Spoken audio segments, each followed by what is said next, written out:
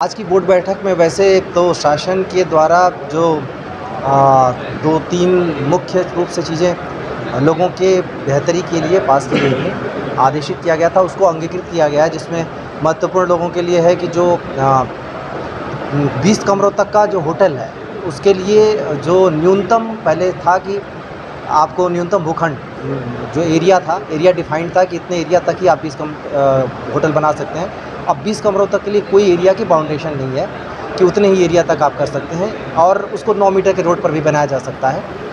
दूसरा, पेट्रोल पंपों के बारे में कई बार होता था, नॉर्म्स जो है हमारे अलग होते थे और तेल जो कंपनियां एस्टेब्लिश करती हैं, पेट्रोल पंप अनुमति देती हैं, उनके अलग होते थे। अभी इस बात को अंगीकृत किया गया है कि जो पेट्रोल पंप की कंपनियों के जो नॉर्म्स हैं, उसको हम जब अनुमति देंगे, उन नॉर्म्स को भी पर भी कंसीडर करेंगे। और ये सामान्य तौर पे हमारे यहाँ से ही ये शुरुआत की गई थी, शासन को भेजा गया था, जिस पे माननीय मुख्यमंत्री जी ने एक बहुत महत्वपूर्ण निर्णय लिया है लोगों की बेहतरी के लिए, उसको हमने आज अंगीकृत किया। ये 2 मूल चीज़ें थीं। बाकी हमारे जो नए एरियाज़ में जहाँ पे अधिग्रहण हो रहा है, काफ़ी अच्छी प्रोग्रेस है। नई जगहों पर विस्तार कर रहा है एमडीए, जहाँ पर टाउनशिप बनाएगा, उन टाउनशिप के नाम भी प्रपोज़ करने के लिए एमडीए को अधिकृत कर दिया गया है।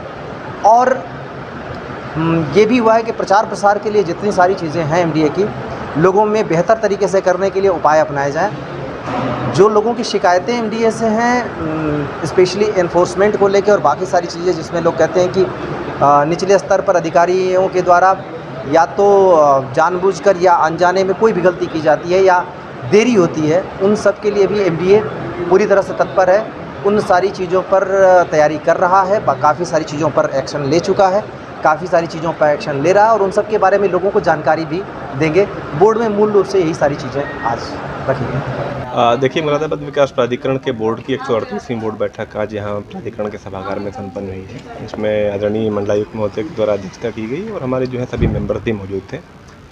इसमें कुछ महत्वपूर्ण निर्णय लिए गए हैं, उसके बारे में आपको मैं अवगत कराना चाहता हूँ। इसमें जो हमारी दिल्ली रोड पर टाउनशिप आ रही है, उसके नामकरण के संबंध में पब्लिक से भी सुझाव मांगे गए हैं और बोर्ड ने भी निर्देश दिया है कि सभी के सुझावों के अंतर्गत ही जो है इसका नामकरण किया जाए, जिससे सभी लोग इससे अपना जुड़ाव फील करें।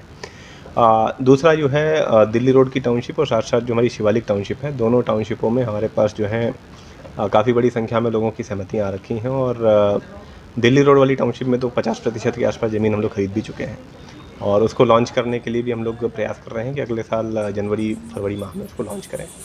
इसके अलावा जो हमारी शिवालिक टाउनशिप है, उसमें भी जो है फर्स्ट फेज़ में 358 हेक्टेयर ज़मीन हम लोगों को खरीदनी है।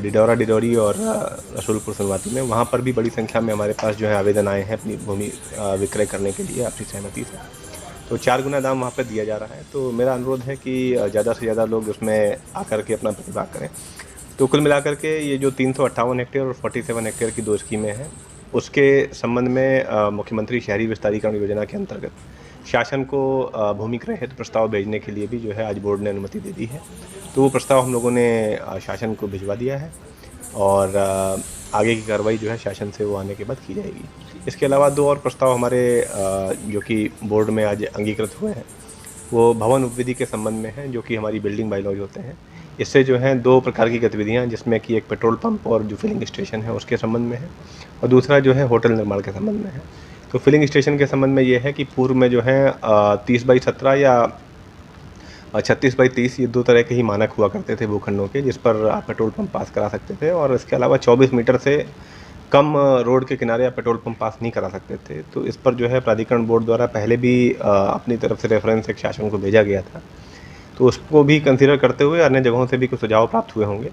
तो ये आ गया है कि अब जो पीडब्ल्यूडी द्वारा नोटिफाई किया गया है कि 20/20 मीटर के भूखंडों पर भी पेट्रोल पंप पास किए जा सकते हैं। इसके अलावा जो है जो हमारा पुराना बिल्टअप एरिया है या निर्मित क्षेत्र है, वहाँ पर करीब वहाँ पर 12 मीटर पर भी जो है पेट्रोल पंप छोटे जो है पास किया सकते हैं। लेकिन जो नया एरिया है वहाँ पर अभी भी 24 मीटर पर ही होंगे पास।